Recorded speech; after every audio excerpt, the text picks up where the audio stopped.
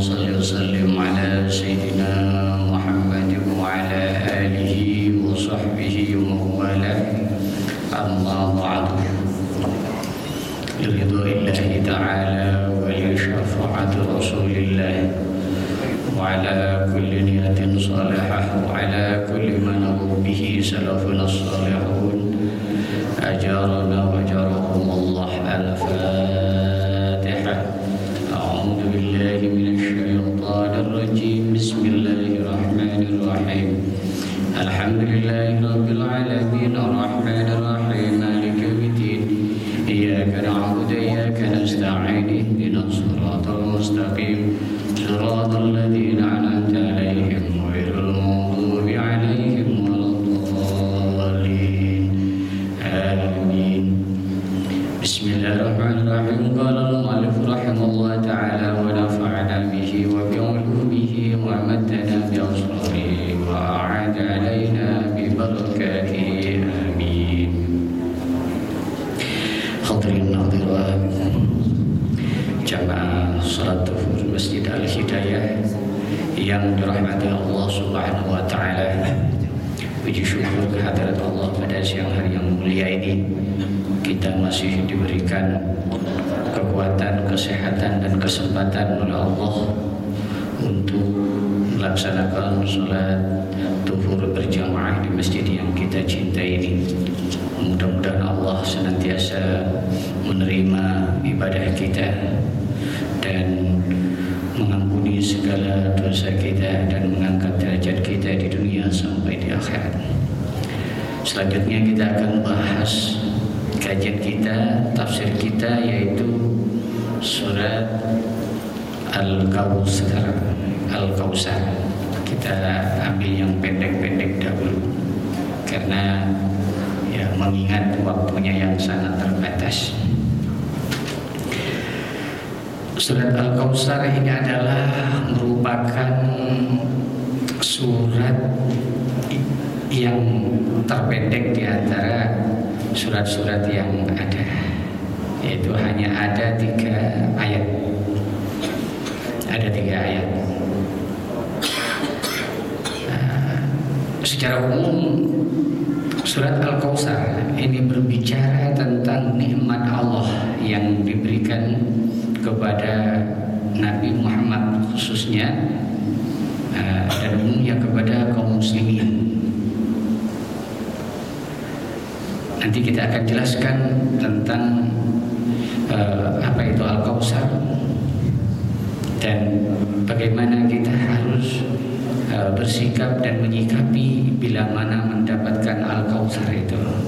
Nah, sebelum kita membahas tentang tafsirnya, saya sedikit ingin menjelaskan tentang asbabun nuzulnya, bahwa surat Al-Kautsar ini menurut pendapat para ulama ini termasuk golongan Makkiyah. Artinya apa? Diturunkan di Makkah.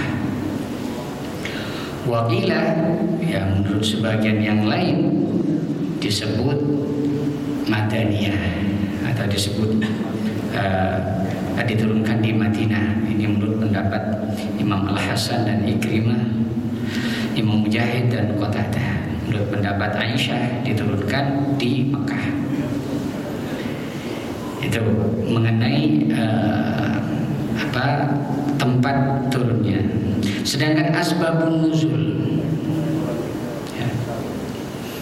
asbabun nuzul daripada surat ini surat Al-Kautsar ini, satu ketika Rasulullah ini tertidur di hadapan para sahabat, tertidur, kemudian setelah bangun, padahal lagi duduk santai. Setelah bangun dia lalu tersenyum, kemudian menceritakan kepada para sahabat bahwa barusan saya mendapatkan wahyu, ada wahyu turun, yaitu yang bernama surat Al-Kautsar ini. terkait dengan surat Al-Kautsar ini. Intinya bahwa surat ini latar belakangnya adalah untuk menghibur Rasulullah. Untuk menghibur Rasulullah ketika beliau terkena musibah, yaitu dengan meninggalnya anaknya yang bernama Ibrahim, wakilah yang bernama Abdul Qasim. Kemudian Rasulullah ini setelah meninggal anaknya, wafat anaknya, beliau mengalami kesedihan yang luar biasa. Kemudian kesedihan beliau ini dengan wafatnya anaknya ini mengundang cibiran dan hinaan daripada kaum kafir Quraisy. Apa hinaannya yang dilontarkan kepada Rasulullah pada saat itu? Yaitu mereka berkata wal abtar. Ibaratnya kalau bahasa kasarnya telah terputus, Muhammad sudah putus. Kalau bahasa kasarnya barangkali mungkin mampus, kurang lebih itu. Kenapa? Karena sudah meninggal anaknya. Kenapa kok ibaratnya sampai dikatakan mampus atau terputus begitu, atau celaka katakanlah begitu? Karena orang kalau sudah tidak punya keturunan, kalau sudah nggak punya keturunan itu alamat celaka. Dalam arti sudah tidak ada yang mau meneruskan kepemimpinannya, dan tidak ada yang meneruskan usahanya, dan tidak ada meneruskan tentang keluarganya. Di mana pada waktu itu orang Arab sangat mengandalkan sekali kepada keturunannya, khususnya anak laki-lakinya. Sedangkan Nabi Muhammad yang meninggal anak laki-lakinya, maka dia mengatakan abtar, telah terputus. Muhammad telah terputus, sudah nggak punya keturunan lagi. Kalau bahasa katanya mampus, gitu. Ini hinaan, cacian, hujatan daripada orang kafir Quraisy terhadap Nabi Muhammad. Maka kemudian atas cacian dan hinaan itu kemudian turunlah surat Al-Kautsar. Inna a'tainakal kautsar fasholli li rabbika wanhar inna syani'aka huwal abtar. Sungguhnya kami telah memberikan kepadamu Al-Kautsar, rezeki yang banyak, yang berlimpah, yang tidak terhingga. Fasholli li rabbika wanhar, maka hendaknya kamu salat untuk Tuhanmu, wanhar, dan berkorbanlah. Inna syani'aka huwal abtar. Sungguhnya musuh-musuhmu itulah, orang yang mencacimu itulah orang yang celaka, yang terputus, yang terputus. Itu gambaran umumnya. Baik, kita akan bahas satu persatu, ayat per ayat. Ayat ini dimulai dengan kata inna, inna a'tayna. Inna menggunakan kata huruf taukid yang menunjukkan kesungguhan, menunjukkan kesungguhan untuk menyatakan bahwa apa yang dijanjikan Allah ini kepada Nabi Muhammad adalah benar-benar adanya. Inna a'tayna, sesungguhnya kami. Nah ini menariknya, kalau Allah menggunakan kata inna di dalam Al-Quran itu biasanya refernya ada dua. Yang pertama adalah untuk menunjukkan kekuasaannya, menunjukkan kekuasaannya bahwa Allah hanya yang mampu memberi Al-Kautsar itu nanti. Karena nanti ditafsirkan bahwa Al-Kautsar itu adalah salah satu telaga yang sangat yang hanya dipunyai oleh Nabi Muhammad. Itu. Makanya menggunakan kata inna di sini menunjukkan kekuasaan Allah. Menunjukkan kekuasaan Allah bisa memberikan anugerah yang agung yang berupa Al-Kautsar yang hanya diberikan kepada Nabi Muhammad dan umatnya. Yang kedua, kata inna ini untuk Allah biasanya digunakan untuk dalam proses pemberian yang melibatkan makhluk lain, termasuk malaikat Jibril dan semacamnya. Itu biasanya penggunaan inna. Ya. Nah, sebelum kita bahas inna a'tayna, di dalam Al-Quran itu kata memberikan itu tidak hanya menggunakan kata a'tayna, kadang menggunakan ataina atau wahab atau wahabna atau wahab dari kata wahaba. Gitu. Inna a'tayna, kami memberikan. Inna ataina sama, kami memberikan. Inna wahabna, kami juga memberikan. Tapi dari tiga kata ini mempunyai karakteristik yang berbeda. Nah, ini uniknya bahasa Arab. Kalau ataina di dalam Al-Quran itu biasanya Allah menggunakan memberikan rizki, yaitu ataina memberikan rizki itu umum kepada semua makhluknya, ya, kepada semua makhluknya, dia mau yang kafir, mau yang muslim, yang beriman, Yahudi, dan Nasrani, itu masuk di dalam apa? Di dalam atainanya Allah. Sumbernya dari mana? Dari sifat rahmannya. Nah, gitu. Kalau pakai ataina berarti sumbernya dari Ar-Rahman, di mana sifat kasih sayangnya Allah yang luas itu diratakan untuk semua makhluknya tanpa terkecuali, mau beriman, mau taat, mau sholat, mau ibadah, mau tidak terpengaruh. Misalnya dalam Al-Quran misalnya menggunakan yu'til mulka man tasya wa tanzi'ul mulka mimman tasya, misalnya dari kata yu'ti, dari kata ata yu'ti, Allah memberikan al-mulka, kerajaan, kekuasaan, ya, man tasya, atau ya mayasya, terhadap orang yang dikehendaki oleh Allah.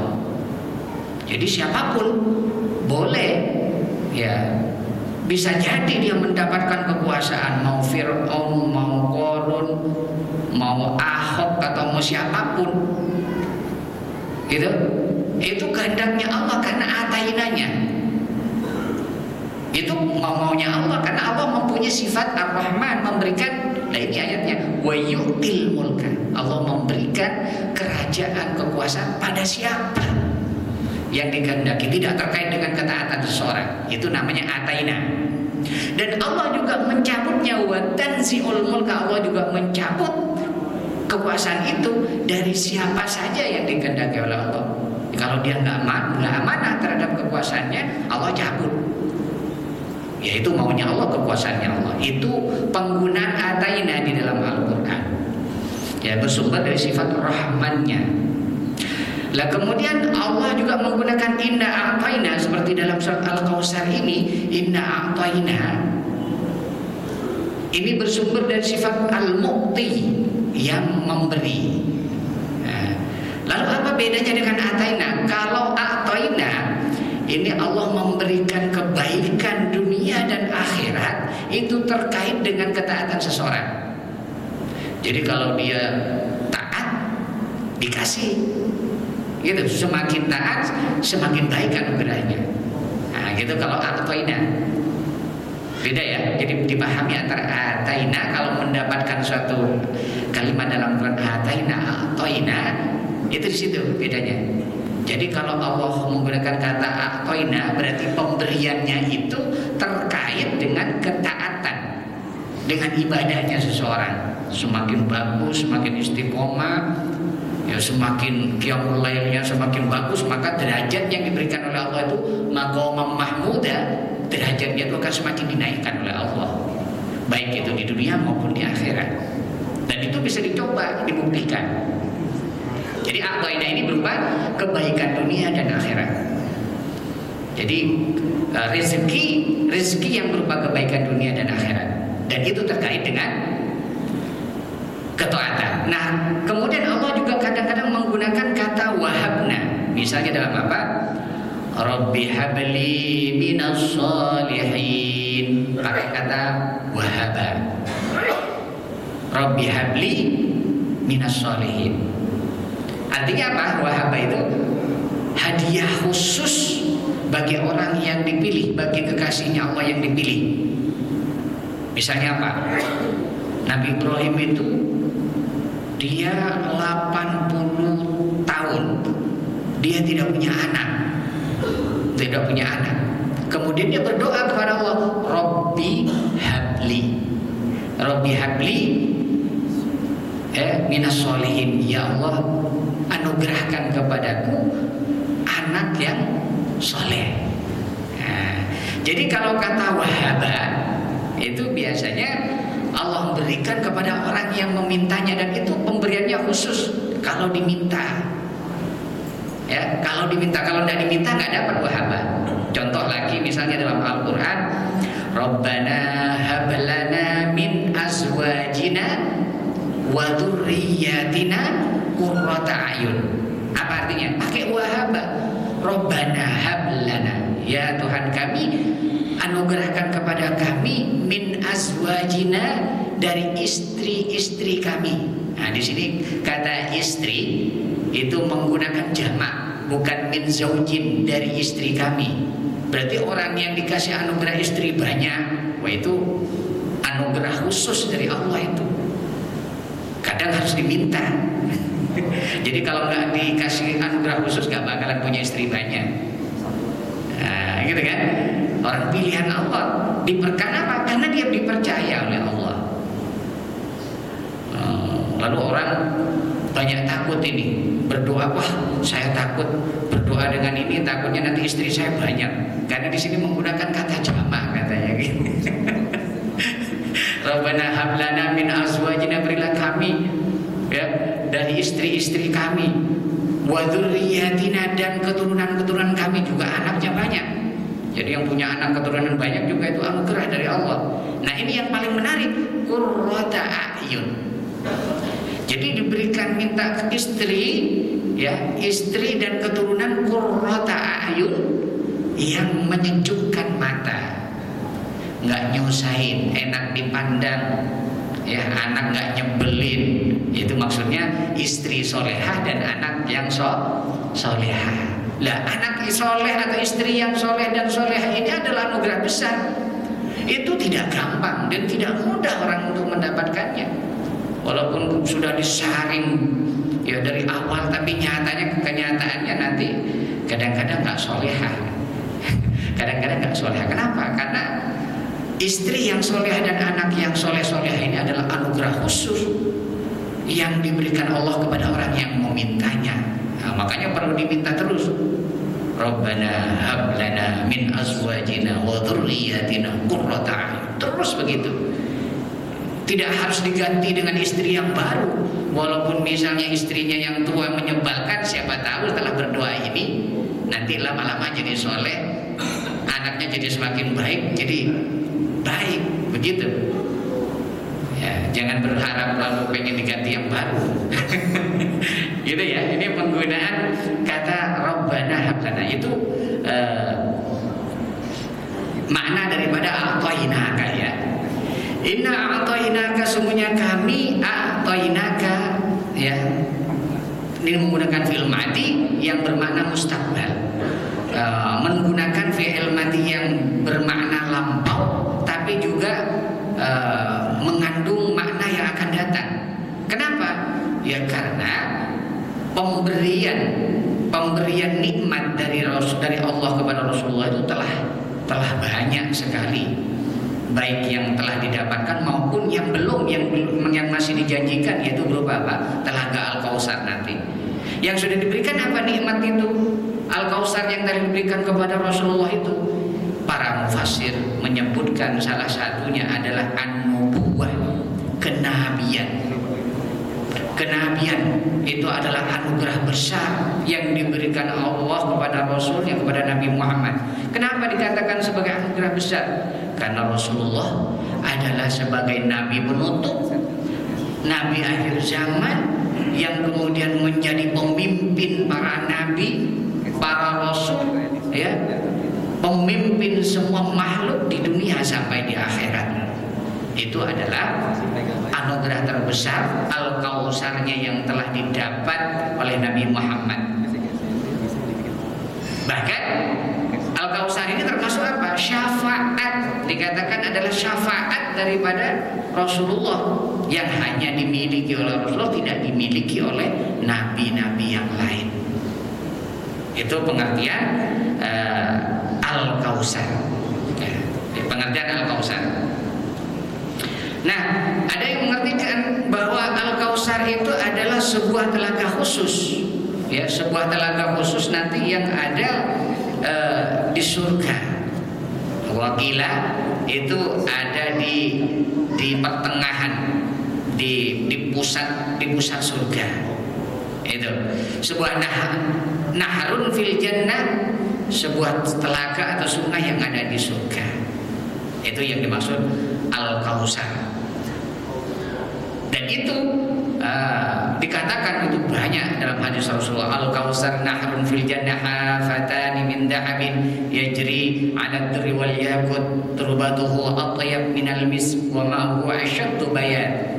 Bahwa Al-Kautsar itu adalah sungai di surga yang pinggirannya itu nanti terdiri dari emas, ya, kemudian mengalir mutiara-mutiara, ada mutiaranya, debunya itu sangat harum, lebih harum dari misik, airnya sangat putih, lebih putih dari susu, lebih manis dari madu. Itu yang dimaksud Al-Kautsar, itu menurut sebagian ulama. Tapi secara umum makna Al-Kautsar itu adalah al-khairul katsir, yakni semua kebaikan, ya, yang banyak, ya, kebaikan apapun yang telah dinikmati oleh manusia, semua kebaikan apapun itu adalah Al-Kautsar. Ada yang menyatakan Al-Kautsar itu adalah Islam, iman, Islam dan ihsan. Ada yang menyatakan Al-Kautsar itu adalah Al-Quran, Nabi dan Al-Quran, di mana Al-Quran itu merupakan nikmat terbesar. Rasulullah juga sebagai nikmat terbesar karena membawa misi rahmatan lil alamin yang nanti akan menyelamatkan umat manusia. Itu ya makna Al-Kautsar.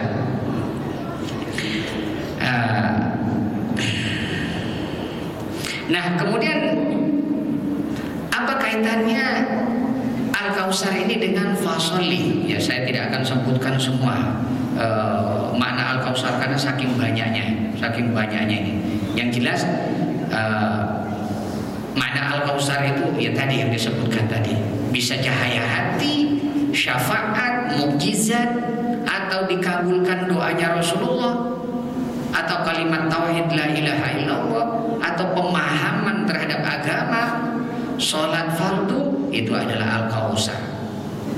Tapi itu jumhur ulama mengatakan itu adalah haudun Nabi, itu adalah telaga Nabi nanti yang hanya dinikmati oleh Rasulullah dan umatnya yang beriman. Nah, baik, kita lanjutkan. Kemudian ayat yang kedua, ini adalah perintah untuk menyikapi Al-Kautsar. Fasolli, ya, fasolli li rabbika wanhar. Kemudian karena kamu telah diberikan nikmat yang banyak, yang berlimpah, ya, yang tidak terhingga, tiada bandingannya, itu namanya Al-Kautsar, ya, maka fasolli, maka sholatlah. Nah, ini yang menarik, yang perlu digarisbawahi. Ini adanya alaqatun nikmah was sholat, adanya hubungan nikmat dan sholat. Jadi jika kita ingin mendapatkan nikmat yang banyak, maka sholatlah. Atau sebaliknya, kalau kita mendapatkan mendapatkan nikmat yang banyak, maka syukurlah. Cara syukur adalah dengan sholat. Itu yang paling utama. Ya, yang langkah yang pertama, yang paling utama di dalam mensyukuri nikmat Allah itu adalah sholat. Terus gak usah macam-macam, wis sholat dulu. Nah, itu perintah pertama itu. Jadi mensyukuri nikmat adalah dengan cara sholat. Nah, ini menunjukkan bahwa hubungan nikmat ada kaitannya dengan sholat. Atau kita balik, kalau kamu ingin mengunduh nikmat Allah yang banyak, maka unduhlah dengan sholat. Itu yang dimaksud dalam Al-Quran, ya ayyuhalladzina amanusta'inu bis-sabri was-shalah. Wahai orang-orang yang beriman, ista'inu, minta tolonglah kamu, bis-sabri, melalui sabar. Minta pertolongan apa saja? Kalau kita ingin minta pertolongan kepada Allah, maka bis-sabri, harus pintu pertama yang dimasuki dengan cara yang sabar, was-shalah, kemudian dengan cara melakukan sholat. Nah itu, ini menunjukkan bahwa ya, pertolongan Allah, nikmat Allah itu banyak diberikan kepada orang-orang yang sholat. Itu. Kalau fasoli dimaknai dengan syukur, salah satu bentuk syukur kita kepada Allah. Mengapa kita diperintahkan sholat setelah mendapatkan nikmat yang banyak dari Allah? Li'anna katsiran minan nas idza kasurat nikmatuhu yatrukuna shalah. Karena umumnya kebanyakan manusia kalau sudah menerima banyak nikmat Allah, biasanya dia lalai dan meninggalkan sholat. Itu. Ini sudah umum dari zaman jebot, dari zaman Rasulullah udah begitu tuh. Kalau manusia sudah kebanyakan nikmat, kebanyakan rezeki, sibuk dengan kegiatan duniawi, biasanya sholatnya terbengkalai. Contoh, pada zaman sahabat ada namanya sahabat siapanya Abu Sa'labah. Wah, kalau dia tuh baru dia rajin ke masjid, nggak pernah putus jamaah tiap waktu. Suatu ketika sama Rasulullah ditegur karena dia itu kalau sholat berjamaah selalu ngacir duluan, nggak pernah ikut zikir bareng. Lalu ditanya, kenapa itu, ada apa dengan Sa'labah? Kok selalu pulang duluan? Begini Rasul, saya cuma punya satu sarung saya ini gantian dengan istri saya, maka saya harus pulang duluan. Kalau nggak begitu nanti istri saya nggak sholat. Oh begitu, saking miskinnya. Itu rajin. Satu ketika ngemis minta didoakan kepada Rasul, wahai Rasul tolong doakan saya biar ya hidup saya berubah dikit lah, biar saya bisa anteng ibadah. Gimana caranya? Doain sama Allah biar saya itu cukup. Akhirnya oleh Rasulullah dikasih 2 kambing dipelihara. Terus setelah dipelihara 2 kambing, itu kambingnya semakin berkembang sehingga menjadi peternak besar. Sampai-sampai ya dari sholat jamaahnya bolong, duhur enggak, asar enggak, maghribnya aja. Nanti lama-lama bablas enggak sholat jamaah sama sekali. Bahkan diminta zakat pun enggak setelah kaya. Nah itu menunjukkan bahwa orang kalau sudah dapat banyak rezeki itu biasanya lalai. Makanya perintahnya apa? Inna a'tainakal kautsar. Kalau kamu sudah diberikan al-kautsar, nikmat yang banyak oleh Allah, fasholli. Yang pertama kamu harus lakukan fasholli. Maka kemudian sholatlah. Fasholli li rabbika. Nah ini yang menarik. Fasholli li rabbika artinya sholatlah kamu untuk Tuhanmu. Loh kok ada ini? Apa ada orang yang sholat tidak untuk Tuhan? Hah? Ada. Ini ada orang yang nggak sholat untuk Tuhan, itu ada. Ini kalau dalam Al-Quran surat Al-Fatir ayat 32 dikatakan, Summa awrasnal kitaba alladzina astafaina min ibadina faminhum zalimun li nafsi wa minhum muqtasid wa minhum sabiqum bil khairat biidznillah dzalika wal fadlul kabir. Bahwa setelah kami wariskan Al-Quran, kami telah wariskan, ya, berikan Al-Quran kepada hamba-hamba kami yang telah kami pilih. Dan di antara hamba kami yang kami pilih ini ada 3 di dalam merespon ajaran Al-Quran, perintah Al-Quran. Satu apa? Kelompok yang pertama adalah dzalimun li nafsi. Kelompok yang zalim terhadap diri sendiri. Gitu. Kelompok yang zalim ini levelnya orang ahli ibadah. Kalau menurut tafsir yang umum, dzalimun li nafsi ini adalah orang yang kafir, tidak pernah sholat, nggak beriman kepada Allah, juga biasa menabrak larangan Allah. Tapi tafsir yang kedua, dzalimun li nafsi ini adalah orang yang taat, separuh taat, separuh maksiat. Ya, taatnya jalan, maksiatnya juga jalan. Ini kelompok dzalimun li nafsi, kelompok yang paling bawah. Ada nggak yang begitu kira-kira ya? Ya maksud ke masjid oke, istiqomah, puasa oke, tapi maksiat kalau ada kesempatan ya sikat juga. Itu namanya kelompok dzalimun li nafsi. Yang kedua adalah yang tafsir yang ketiga, dzalimun li nafsi itu adalah orang yang hanya sholat fardu, istiqomah sholat fardunya, tapi tidak pernah ngelakuin sholat sunnah. Ba'diyah tidak pernah, qiyamul lail nggak pernah, duha nggak pernah, puasa sunnah nggak pernah, hanya puasanya setahun sekali kalau Ramadan. Zakatnya juga zakat yang wajib saja, zakat fitrah. Zakat yang lain, zakat malnya enggak. Ini kelompok dzalimun li nafsi, masih kelompok dzalimun li nafsi nih, menurut sebagian ulama. Kenapa? Ya karena hanya ngambil yang pokok-pokok saja. Nah, kata dalam sebuah hadis dikatakan kelompok yang pertama ini nanti, ya, kalau dia beriman, kalau yang tidak beriman sama sekali dia akan langsung dijelupkan ke neraka jahanam. Tapi bagi orang yang hanya melaksanakan sholat fardu saja, atau yang separuh taat separuh enggak, mereka ini akan fayuhasabuna fi yaumil mahsyar fi tulis zaman, atau fi tulis awqat. Mereka akan dihisab nanti di padang mahsyar itu dengan hisaban yang panjang, hisaban yang rumit. Jadi panjang antrinya lah nanti ya. Panjang antrinya itu, berdesak-desakan seperti orang mau antri beli tiket begitu. Ya, beli tiket pulang kampung tuh begitulah kurang lebih kondisinya. Atau seperti orang mau pulang kampung kalau masuk tol, mau beli tol, seperti itu macet. Itu kelompok yang pertama. Nah, kelompok yang kedua ini adalah orang yang beribadah kepada Allah, yang fardunya oke, sunnahnya juga jalan, tapi tidak istiqomah, masih bolong-bolong. Ini kelompok pertengahan, kelompok muqtasid. Gitu. Ya, ini kalau menurut saya artikan ini aliran mudiyah ya, aliran mut-mutan gitu ya.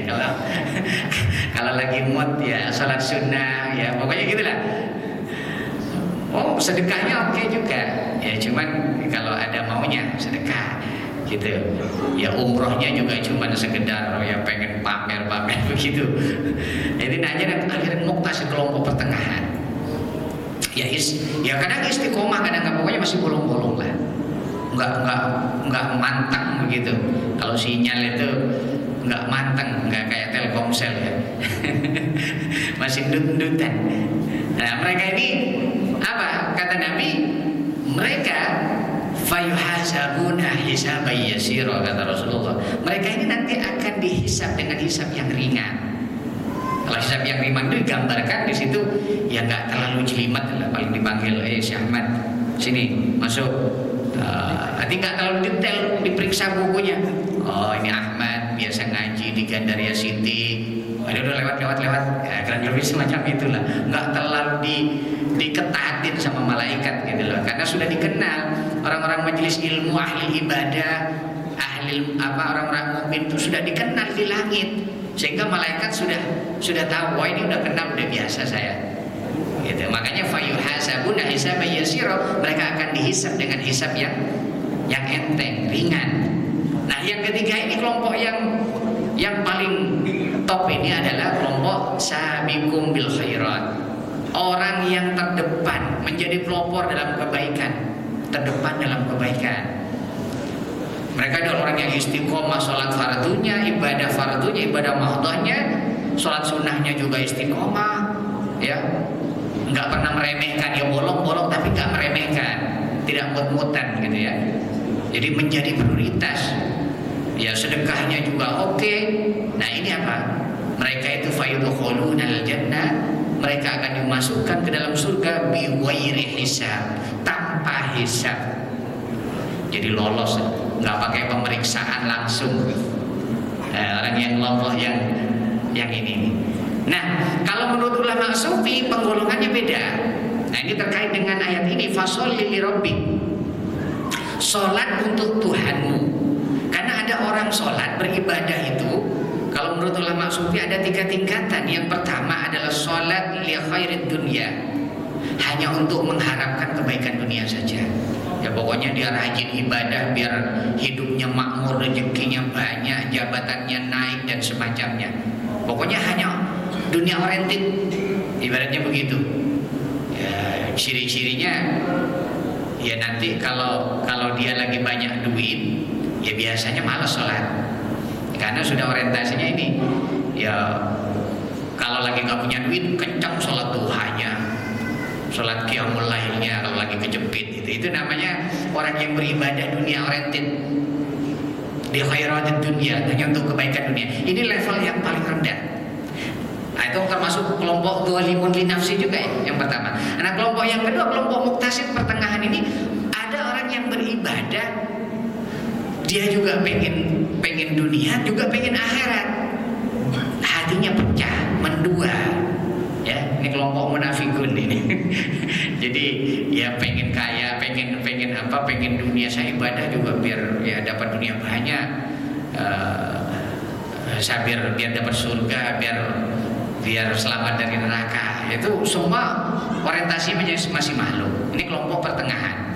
Kelompok yang ketiga ini yang terakhir, yang paling tinggi adalah orang dia beribadah kepada Allah tidak karena untuk dunia, juga tidak karena orientasi akhirat. Dia hanya semata-mata liqa'illah, ingin bertemu dengan Allah. Ini yang dimaksud faman kana yarju liqa'a rabbih. Barang siapa yang mengharapkan pertemuan dengan Tuhannya. Nah, jadi bukan tujuan ibadah bukan surga, atau bukan karena takut dicelupin neraka, bukan. Itu makhluk. Masa seandainya kalau Allah nggak menciptakan surga dan neraka, kita nggak mau beribadah kepada Allah, nggak mau sujud kepada Allah, kan nggak begitu juga. Orang yang ini, yang terakhir, yang kaum arif billah ini, ahlul mahabbah ini, orang yang beribadah kepada Allah bukan karena dunia, juga bukan karena akhirat, tapi karena apa? Cinta kepada Allah. Karena dia hanya mengharapkan pertemuan dan ridhonya Allah. Inilah yang disebut orang yang mempunyai qalbun salim. Yauma la yanfa'u malun wala banun illa man atallaha biqalbin salim. Pada hari itu nanti semua harta dan anak-anak tidak ada manfaatnya kecuali orang yang datang kepada Allah dengan qalbun salim. Hati yang bersih dari syirik, dari riya, dari pamrih, dari ujub, dari segala penyakit hati. Itu orang yang bisa bertemu dengan Allah, bisa keluar dari dunia ini dalam keadaan selamat. Makanya fasholli li rabbik, itu yang dimaksud fasholli li rabbik, orang yang sholat untuk Tuhan. Ya, nah ini sesuai dengan ayat yang lain, misalnya aqimis sholata li dzikri, tegakkan sholat semata-mata untuk mengingat aku. Lebihnya ini orang yang sholat, dalam sholatnya nggak ingat Allah, baru takbir saja sudah mengingat macam-macam makhluk masuk semua panggilan. Anda itu namanya sholatnya tidak lidzikri, tidak lirobbik. Inna wanhar. Nah setelah sholat apa? Wanhar, kemudian berkorbanlah. Berkorban itu wanhar diartikan mengalirkan darah. Ya, tapi yang dimaksud ini wanhar berkorban. Berkorban pada hari raya Idul Adha. Ada yang menafsirkan makanya fasholli di sini termasuk sholat Idul Adha, kemudian disertai dengan korban. Tapi wanhar ini maksud saya kalau dimaknai secara umum berkorban buat apa saja. Berkorban dengan ilmunya, dengan pikirannya, dengan tenaganya, dengan hartanya, dan macam-macam, itu termasuk wanhar. Tapi yang dipegang oleh ulama ya mu'tabar, yaitu wanhar ini termasuk berkorban, yaitu berkorban dengan sembelihan binatang. Itu namanya inna syani'aka wal abtar, sungguhnya orang-orang yang memusuhimu itu abtar, dialah yang terputus dari kebaikan. Ya, terputus dari kebaikan itu apa? Ya terputus dari rahmat Allah. Siapa mereka? Ya, orang-orang kafir Quraisy. Ya, orang-orang orang kafir Quraisy, orang munafikun Mekah. Dialah abtar yang terputus. Kalau Nabi Muhammad gak terputus, walaupun dia gak punya anak laki-laki yang meneruskan kepemimpinannya, apa dia terputus sampai akhir zaman. Siapa yang selalu menyebut-nyebut nama Rasulullah sampai akhir zaman, gak pernah putus dia namanya, walaupun sudah dihina. Kamu gak punya keturunan laki-laki, bakalan putus keturunanmu, gak bakalan kamu dianggap orang, gak bakalan disebut-sebut. Nyatanya kebalikannya, Nabi Muhammad disebut terus dalam sholawat, dalam sholat, dan berapa juta umat Islam yang selalu menyebutnya. Beda dengan orang kafir, siapa yang menyebutnya? Nah, ini yang dimaksud wal abtar. Dialah inna syani'aka, sesungguhnya orang yang memusuhimu itulah yang abtar, yang terputus kebaikannya, yang terputus, tidak disebut-sebut lagi. Kamu akan disebut terus. Itu yang dimaksud dalam surat Al-Nasrah. Alam nashrah laka sadraka wa wada'na anka wizraka alladzi anqadha dhahrak wa rafa'na laka dzikrak. Sungguh kami telah mengangkat dzikrak, sebutanmu. Sebutan Nabi Muhammad telah diangkat oleh Allah di dunia maupun di akhirat. Ya, disebut-sebut terus. Rafa'na laka dzikrak. Baik, barangkali itu sekilas gambaran daripada surat Al-Kautsar. Ini saya sebenarnya pengen masuk pada ini Mas ya, Al-Anwa'us syukur ya, macam-macam syukur ya. Jadi kalau tadi itu fasholli li rabbika wanhar, itu adalah termasuk syukur bil arkan. Jadi syukur itu ada 3. Sekilas saya jelaskan. Pertama adalah asyukru bil lisan, yaitu bersyukur dengan lisan, dengan mulut, yaitu dengan cara bertasbih, memuji dan beristighfar kalau mendapatkan nikmat. Yang kedua adalah asyukru bil arkan, yaitu dengan cara sholat tadi, bersyukur dengan anggota tubuh. Arkan itu yaitu dengan cara sholat, sedekah, dan macam-macam. Atau pergi thalabul ilmi, itu adalah bersyukur dengan arkan. Yang ketiga adalah asyukru bil jinan, syukur dengan hati, yaitu mengakui bahwa seluruh nikmat yang telah kita terima ini adalah semuanya dari Allah, baik dan buruk semuanya datangnya dari Allah. Ya, yang datang kepada kita, yang dirasakan enak, nikmat dan tidak enak, sedikit maupun banyak, itu semua datangnya dari Allah, yang harus kita syukuri dengan hati, pengakuan. Nah, itu barangkali hadirin yang rahmat Allah Subhanahu wa taala, tafsir daripada surat Al-Kautsar. Barangkali cukup atau ada ini? Cukup ya. Ya baik, kalau cukup kita tutup majelis kita dengan doa tutup majelis. Mudah-mudahan apa yang kita lakukan pada siang hari ini mendatangkan rahmat, maghfirah dan ridha dari Allah Subhanahu wa taala. Bismillahirrahmanirrahim. Subhanakallahumma wa bihamdika asyhadu an la ilaha illa anta astaghfiruka wa atubu ilaik. Allahumma waffiq ila aqwamit thoriqil afu minkum. Wassalamu alaikum warahmatullahi taala wabarakatuh.